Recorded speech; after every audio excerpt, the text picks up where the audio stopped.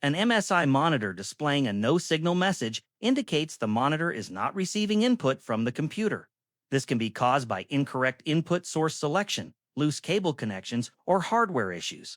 This tutorial outlines troubleshooting steps. Step 1. Check the input source. MSI monitors may not automatically detect the correct connection. Press the joystick or control button on the monitor to open the on-screen display menu. Navigate to Input Source and ensure the selected option matches the port you are using: HDMI 1, HDMI 2.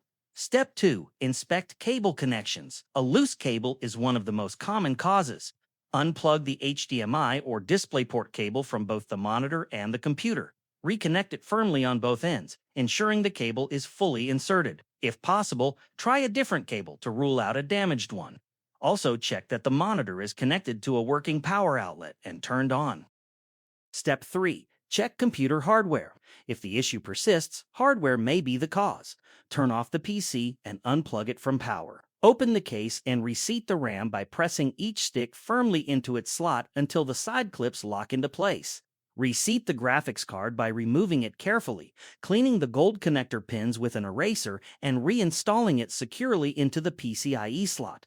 Ensure it is fully seated and connected properly. Step 4. Test with another device. If available, connect the monitor to a different computer or laptop. If the monitor works with another device, the issue is likely with your PC's, graphics card, or motherboard. If the monitor still shows no signal, the monitor itself may be faulty. Limitation.